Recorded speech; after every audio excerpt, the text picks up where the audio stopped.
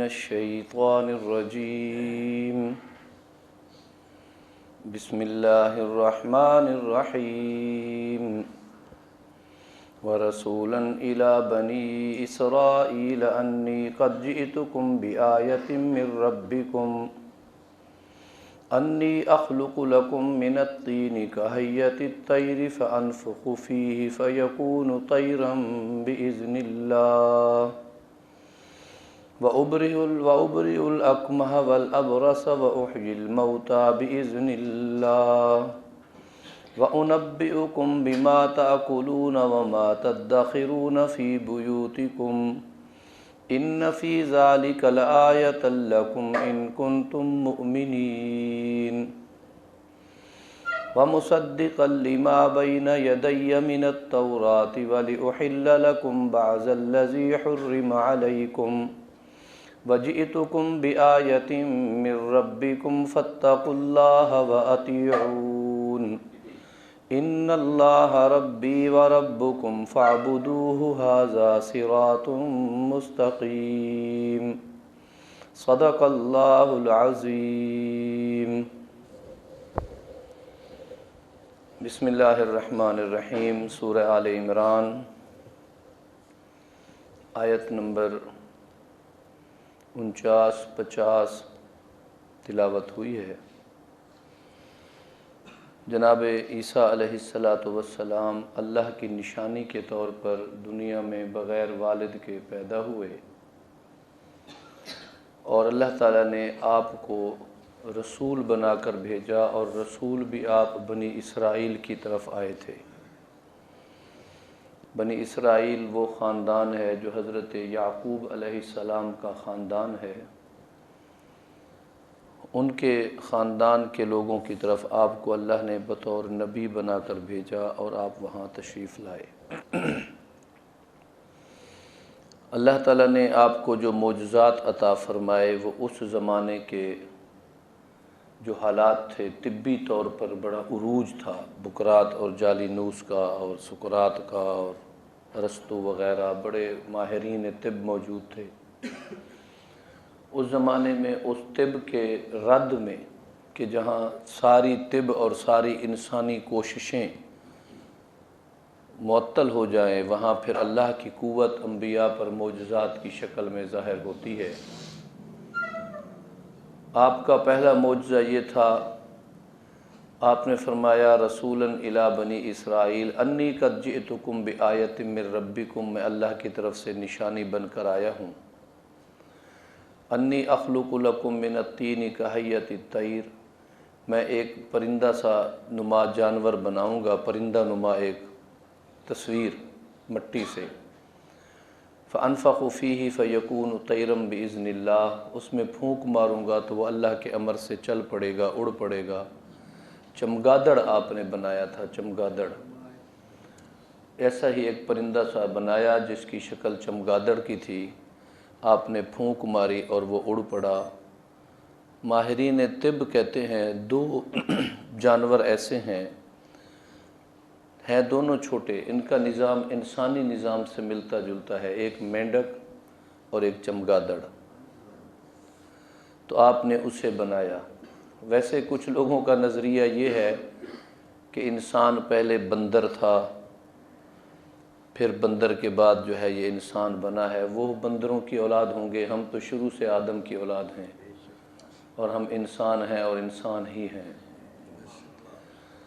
پھر فرمایا وَأُبْرِئُ الْأَكْمَحَ وَالْأَبْرَصَ، میں مادر زاد اندھوں کو، بعد میں اندھے جو ہوتے ہیں، ایک ہوتے ہیں ماں کے پیٹ سے پیدائشی نابینے، ایک ہوتے ہیں بعد میں نابینے۔ پیدائشی نابینے زیادہ پیچیدہ مسئلہ ہے، بعد میں نابینے جو ہیں ان کی کہیں نہ کہیں کوئی فالٹ آ گیا، عیب آ گیا، رگیں پھر جوڑ دی گئیں، پردہ پھر جوڑ دیا گیا، تو وہ تو ممکن ہے۔ لیکن جو نابینا پیدا ہی نابینا ہو اللہ کی طرف سے، اب طب یہاں آ کر خاموش ہو جاتی ہے، جی اب ہم اس کا تو علاج نہیں کر سکتے، کوئی چوٹ ووٹ لگی ہے تو اب کر دیں گے، اب اس کا نہیں کر سکتے۔ تو اللہ تعالیٰ نے حضرت عیسیٰ علیہ السلام کو یہ قوت بخشی تھی بطور معجزہ، آپ اس کی آنکھوں پہ ہاتھ پھیرتے تھے تو وہ بینا ہو جاتا تھا۔ رسول اللہ صلی اللہ علیہ وآلہ وسلم یہی باتیں فرما رہے تھے تو ایک نابینے کو آپ نے بھی بینا فرمایا۔ آپ کی کتابوں میں، سیرت کی کتابوں میں موجود ہے کہ ایک نابینا شخص آپ کی خدمت میں آیا تو آپ نے بھی اپنی انگلی مبارک، ہاتھ مبارک اس کی آنکھوں پہ مس فرمایا تو اللہ کے فضل و کرم سے وہ بھی بینا ہو گیا۔ وَأُحْيِي الْمَوْتَى بِإِذْنِ اللَّهِ، مردوں کو زندہ کرتا ہوں اللہ کے حکم سے۔ 4 مردے آپ نے زندہ کیے تھے۔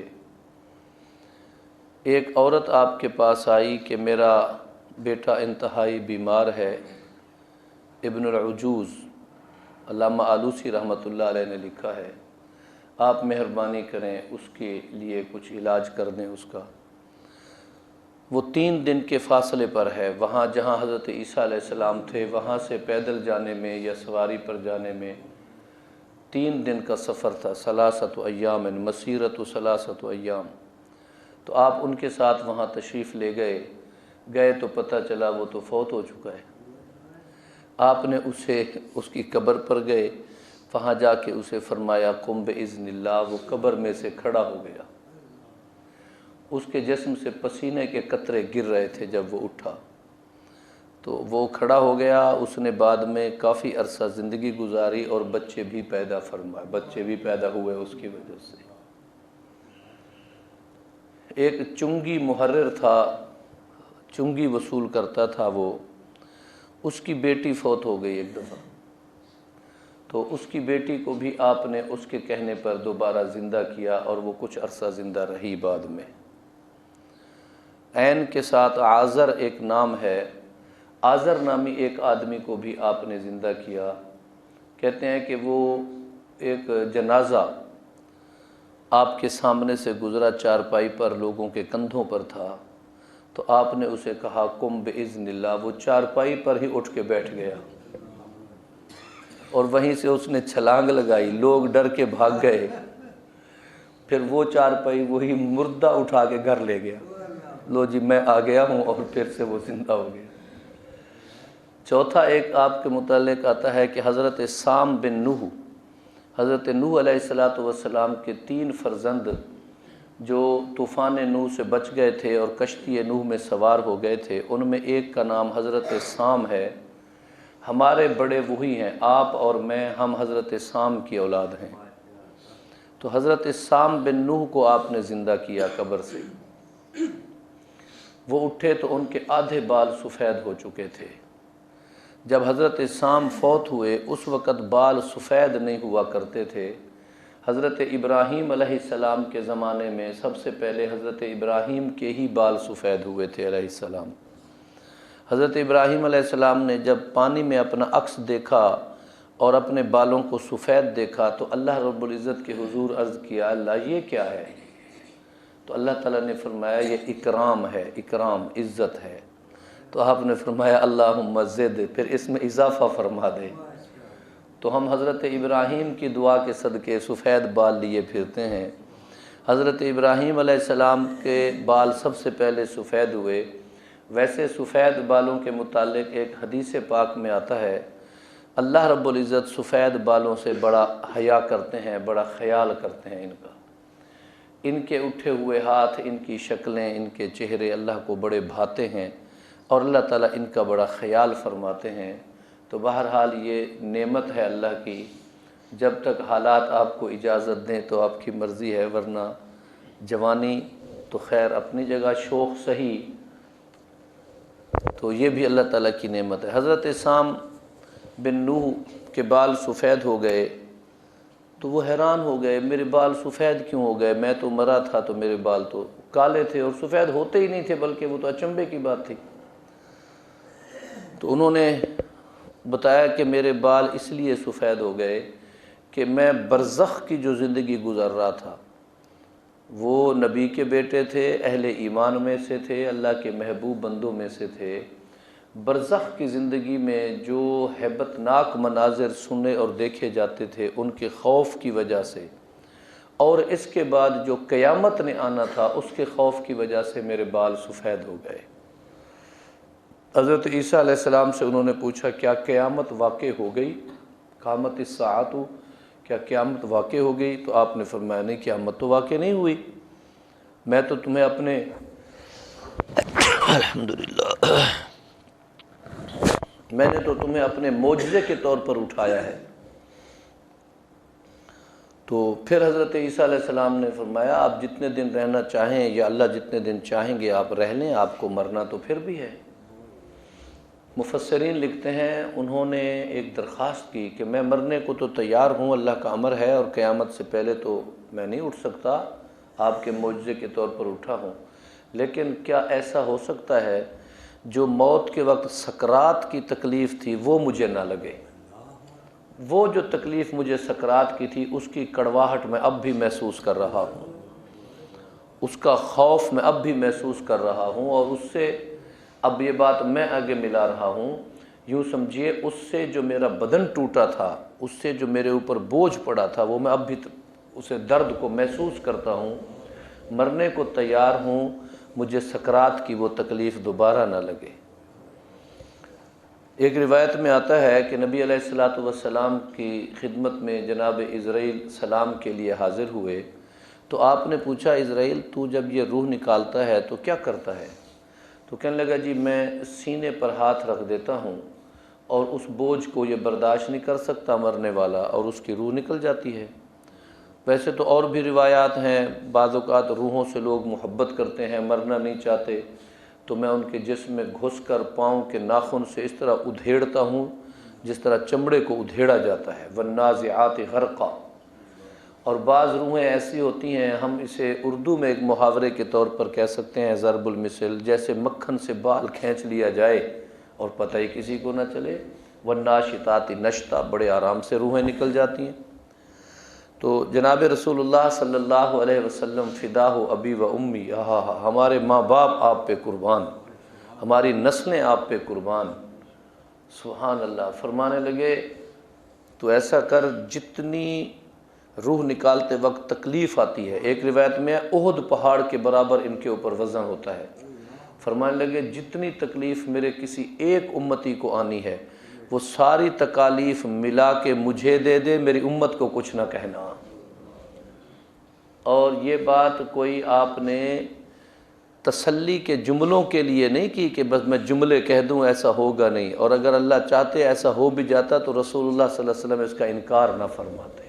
سبحان اللہ۔ نبی علیہ الصلوۃ والسلام نے ایک جگہ پر فرمایا اللہم اعنی علی سکرات الموت۔ حدیث پاک میں آتا ہے جب آپ علیل تھے اور ان دنوں میں آپ بخار محسوس فرما رہے تھے تو یہی دعا کیا کرتے تھے، اے اللہ مجھے سکرات موت میں میری مدد فرما دے۔ یہ اللہ کی نعمتوں میں سے ایک نعمت ہے، اور حسن خاتمہ کی یہ علامت ہے کہ آدمی کو سکرات اتنی شدت سے نہ لگے کہ وہ پریشان ہو جائے خود بھی اور دوسروں کو بھی پریشان ہو جائے، اور پھر ڈاکٹر بھی کہیں بس جی اب تو دعا کرو ہم تو کچھ نہیں کر سکتے، اس غرغرے کا ہم کیا کریں۔ یہ جو غرغرہ سا لگتا ہے اور ہیبت ناک قسم کی آوازیں آنا شروع ہو جاتی ہیں، سانس اکھڑ جاتی ہے، اب وہ نہ مرے ہوں میں شمار ہے نہ زندوں میں شمار ہے۔ اور بعض تو ایسے ہوتے ہیں جن کی کئی دن تک یہ کیفیت رہتی ہے، اور بعض ایسے ہوتے ہیں پڑھتے پڑھاتے اٹھتے بیٹھتے سر سجدے میں رکھا اور یوں لیٹے اور سو گئے اور سبحان اللہ کہاں چلے گئے۔ ابھی چند روز پہلے ہمارے بزرگ ہیں تھے، اللہ ان کو بخشے، یقیناً بخشے گا اللہ پاک، ڈاکٹر غلام فرید صاحب، مولوی مزاج ڈاکٹر تھے، ہر وقت سر پہ رومال باندھ کے رکھنا اور داڑھی مبارک بھی سنت کے مطابق، اور باقاعدہ ذکر کرتے تھے۔ اور مولانا اللہ وسائے صاحب ایک ڈیرہ غازی خان کے تھے، مولانا عبد المالک قریشی صاحب رحمۃ اللہ علیہ کے خلفاء میں سے، انہوں نے انہیں ذکر کی اجازت دی تھی، وہ ذکر بھی کراتے تھے، بڑے دیندار شخص تھے۔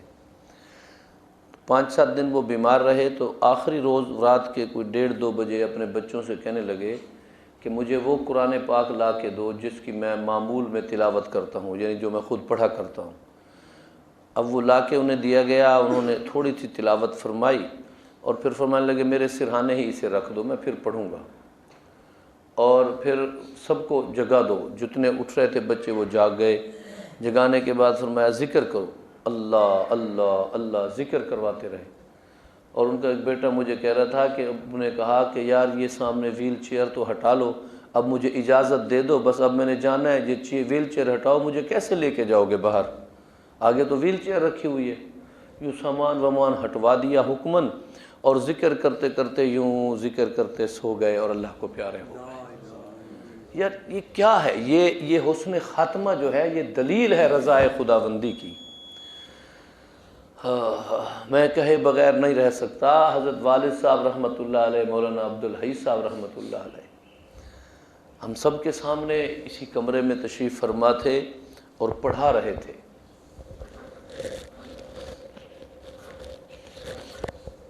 بچے کا قرآن پاک کا ختم ہوا، وہ دعا کرائی، وہاں پھر آئے بچیوں کو پڑھانے لگے، کتاب کھولی اور وہیں پڑھاتے پڑھاتے کہنے لگے بس مجھے ہلکا سا کندھے میں درد سا محسوس ہو رہا ہے، ذرا ایک تکیہ اور بڑھا دیں، یعنی میں تھوڑا ٹیک لگ کے بیٹھ جاؤں۔ بس ابھی وہ تکیہ رکھ ہی رہے تھے کہ سبحان اللہ لیٹ گئے اور ایسے سوئے ہوئے تھے کہ جیسے بس بندہ اپنے آرام میں سویا ہوا ہوتا ہے۔ پڑھتے پڑھاتے ان کی اینک آنکھوں سے میں نے اتاری، پین میں نے بند کیا، کتابیں میں نے بند کی، ایک طرف رکھا ان کو، اور وہ اس طرح کتابوں میں چلے گئے۔ میں انہیں کبھی کبھی عرض کیا کرتا تھا اب آپ کی پیرانہ عمری ہے، اب آپ گھر رہا کریں، آپ اتنی دور سے آتے جاتے ہیں، سردی گرمی میں دقت ہوتی ہے، 2.5 کلومیٹر کا فاصلہ ہے مدرسے کا اور گھر کا، تو میں آپ کی کچھ نہ کچھ خدمت کروں گا، آپ میری طرف سے ہدیہ قبول فرما لیں اپنی ذاتی ضرورتوں کے لیے۔ تو فرمانے لگے بے وقوف تو مجھے یہ سمجھ رہا ہے کہ میں کوئی روزی روٹی کے چکر میں لگا ہوا ہوں؟ میں ساری زندگی پڑھنے پڑھانے میں رہا ہوں، منبر و محراب سے منسلک رہا ہوں، اور اب مجھے تو عورتوں میں بٹھا دینا چاہتا ہے، میں سارا دن ان کے جھگڑے نمٹاتا رہوں، یہ میرا برتن اور اس کی کٹوری اور جھاڑو کس کی باری تھی اور بسترے کس نے لپیٹنے تھے، یہ کیا مجھے تو اس میں الجھانا چاہتا ہے؟ بس میں وہیں رہوں گا۔ اور ایک شعر پڑھا اس وقت، ہمیں دنیا سے کیا مطلب کہ مکتب ہے وطن اپنا، مریں گے ہم کتابوں میں، ورق ہوگا کفن اپنا۔ یقین جانیے اللہ نے ان کی اس خواہش کو پورا کر دیا، بالکل اسی طرح یہی اللہ نے ان کو سنبھالا۔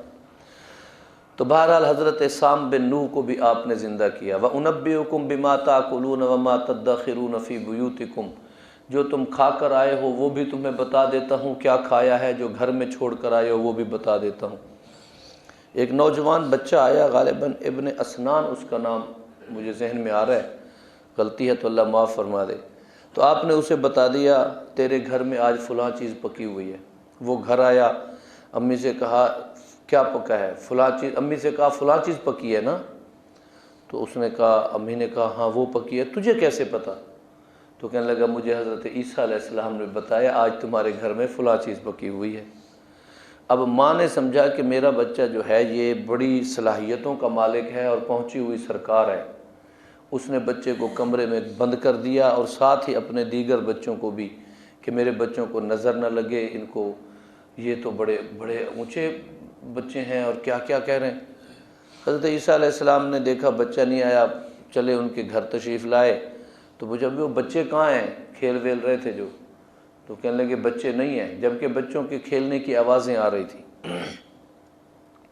اس نے جھوٹ بول دیا کہ بچے نہیں ہیں۔ آپ نے فرمایا یہ آوازیں تو آ رہی ہیں کمرے سے، کہنے لگے نہیں یہ کوئی بھالو وغیرہ اندر ہیں، بس وہ آپس میں کھیل کھول رہے ہیں، بندر چندر بچے نہیں ہیں۔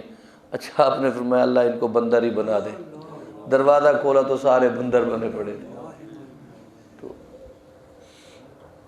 حضرت مولانا قاسم نانوتوی رحمۃ اللہ علیہ سے ایک مرتبہ اس علاقے کو کچھ اہل تشیع نے، جنہیں ہم عمومی طور پر شیعہ کہتے ہیں، انہوں نے مذاق کی کہ مولوی صاحب سے مذاق کرتے ہیں۔ اب مذاق کیا کیجیے، ایک زندہ آدمی کو قائل کیا کہ تو بستر پہ سو جا، ہم کہیں گے جی یہ جنازہ ہے، اور ان کو کہیں گے حضرت جی جنازہ پڑھا دیں، آپ بڑے اچھے ہیں ماشاءاللہ، نیک آدمی ہیں، ہماری میت بخشی جائے گی۔ اور اس نے کہا، ان سے پروگرام یہ تھا کہ جیسے ہی وہ جنازے کی 1-2 تکبیر کہیں تو اٹھ کے بھاگ لینا، تو گویا کہ ہمیں تفریح کا موقع مل جائے گا۔ حضرت نانوتوی رحمۃ اللہ علیہ کے پاس جب آئے تو آپ نے دیکھا کہ یار یہ لوگ مسلکاً وابستہ لوگ تو نہیں ہیں، عموماً جنازے آدمی اپنے ان لوگوں سے پڑھواتا ہے جن سے ان کی عقیدت اور مذہبی وابستگی ہو مسلکی۔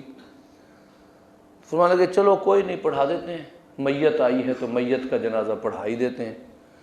تو آپ نے جب میت کا لفظ کہا اور اس کا جنازہ پڑھایا، وہ نہ اٹھا۔ اب باقی سارے ہنسنے کے انتظار میں تھے، یہ اٹھے اور کہہ کے لگیں اور تماشا بنے، وہ تو اٹھا نہیں۔ جنازہ مکمل ہو گیا، جا کے جب اس کا کپڑا ہٹایا تو وہ واقعی مرا پڑا تھا۔ میت کہا تو میت ہو گیا۔ تو بہرحال اللہ تعالیٰ اپنے ایسے عجائبات جو ہیں جہاں اپنے انبیاء کے ہاتھوں صادر فرماتے ہیں انہیں معجزات کہتے ہیں۔ اپنے اللہ والے اہل اللہ جو ہیں اللہ ان کی بھی توہین برداشت نہیں کرتے۔